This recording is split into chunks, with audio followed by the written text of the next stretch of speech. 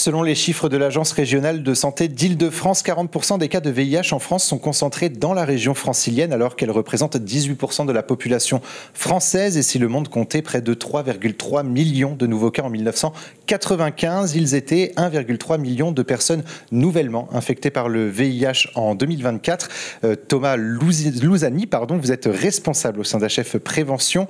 Alors quel a été justement le bilan autour de vos actions du VIH, de la lutte contre le VIH en France, mais aussi en Île-de-France? Alors nous, HF Prévention, donc je tiens à dire quand même qu'on effectue actuellement entre 14 et 16 000 dépistages par an. Donc du coup dans les universités par exemple, donc c'est autre chose que les centres commerciaux cœur de cité par exemple. Et effectivement moi-même qui dépiste énormément les gens, du coup par exemple dans les universités, je comprends effectivement que les gens n'ont pas la conscience de mettre un préservatif, n'ont pas la conscience de ce que c'est une IST ou même le VIH, clairement. Des fois, j'ai même des gens qui me disent le VIH s'attrape par le moustique. Donc, je suis encore là, à batailler avec eux pour leur dire non, en fait. On n'attrape pas le VIH par le moustique. On l'attrape uniquement par voie sexuelle ou contamination sanguine. Donc effectivement, nous, en Île-de-France, on effectue énormément de dépistage pour la simple et bonne raison que nous sommes plus de 2 millions du coup en Île-de-France. Donc il y a beaucoup de rapports sexuels, ça il ne faut pas le négliger non plus, que ça soit dans les gares, que ça soit dans les universités, que ça soit dans les centres commerciaux, que ça soit même dans la rue, tout bêtement. Des fois on s'en rend pas compte, mais il suffit d'avoir un petit buisson pour pouvoir faire ces petites choses. Mais nous, notre but premier, c'est d'accentuer le dépistage auprès de ces populations. Donc, qu'on soit un homme, qu'on soit une femme, qu'on soit un extraterrestre, par exemple, aussi, on dépiste tout le monde. Nous, il n'y a pas on fait pas attention à ça, en fait. Nous, toute personne a le droit à son dépistage, que ça soit gratuit et anonyme, parce que c'est notre force de métier aussi, c'est l'anonymat. Et les gens viennent nous voir parce que c'est anonyme et gratuit. S'il faisait peur il y a encore 20 ans, on peut aujourd'hui vivre en bonne santé avec le VIH. Pourtant, les campagnes de sensibilisation restent essentielles pour endiguer cette maladie sexuellement transmissible, vous l'avez dit, avec un objectif, notamment à Paris, avoir 0 nouveau cas d'ici 2030. Est-ce que selon vous, c'est un défi réalisable alors que de nombreuses personnes s'informent encore trop peu sur les risques liés à la sexualité? Moi, mon but premier, c'est de donner avant 2030, justement, toutes les informations aux personnes que je rencontre. Donc, je pense qu'on pourrait y arriver, effectivement, en 2030. Il nous reste 5 ans.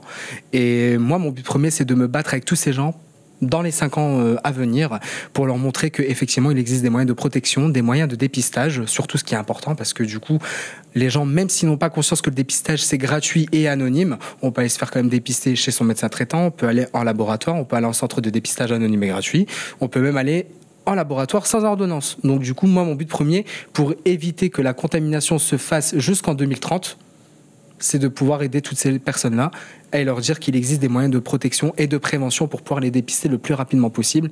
Et si malheureusement une positivité est détectée, les mettre sous traitement très rapidement. Le dépistage régulier, au-delà de se protéger, évidemment, pendant un acte sexuel, reste la meilleure solution pour éviter de transmettre le VIH et autres IST. Quels sont justement vos conseils en termes de fréquence de dépistage ?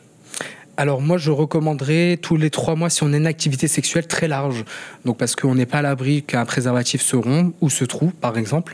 On est à l'abri d'aucune maladie, donc que ce soit que les IST, les maladies sexuellement transmissibles, parce que les gens connaissent énormément les maladies sexuellement transmissibles, ou le VIH. Donc du coup, moi, mon but premier, c'est de leur expliquer comment pas trouver un préservatif, comment bien l'ouvrir aussi, parce que beaucoup l'ouvrent avec du coup les dents, mais malheureusement avec les dents, on risque de déchirer le préservatif. Donc je leur explique énormément comment faire les choses correctement pour pouvoir se protéger au maximum. Il existe aussi effectivement la PrEP qui est distribuée à certaines personnes, qui n'est pas distribuée à tout le monde, mais pour le moment qui permet aussi de contrer le VIH à l'heure actuelle. PrEP plus préservatif est une protection à 100%. Santé sexuelle, mais également santé mentale. Au sein d'HF Prévention, depuis peu, vous vous intéressez à cette santé mentale. Qu'est-ce que ça signifie de s'intéresser justement à cette santé mentale ? Alors la santé mentale, moi je l'ai découvert avec les étudiants. J'ai découvert que mes étudiants étaient énormément en détresse. Donc que ça soit côté financier, que ça soit le côté santé aussi, notamment chez la femme, le problème de la gynécologie. Donc ça a vraiment accentué le problème de la santé mentale. Donc les gens se renferment sur eux-mêmes, tombent en dépression malheureusement. Moi, mon but premier, c'est d'essayer de les rediriger vers ces professionnels de santé et c'est de leur trouver des rendez-vous le plus rapidement possible et surtout de pouvoir leur trouver, par exemple, si c'est une femme, un gynécologue le plus rapidement possible pour qu'elle puisse prendre conscience que sa santé sexuelle est importante aussi en tant que femme. Et un message qui vaut de toute façon prévention pour tous les sexes et pour toutes les sexualités, c'est le dépistage régulier. Merci beaucoup Thomas Louzani d'avoir répondu à mes questions pour Sensation. Je rappelle que vous êtes responsable au sein d'HF Prévention. Pour plus d'informations, on peut se rendre sur le site hf-prévention.com et tous nos podcasts sont disponibles sur notre site, notre chaîne et notre application Radio Sensation.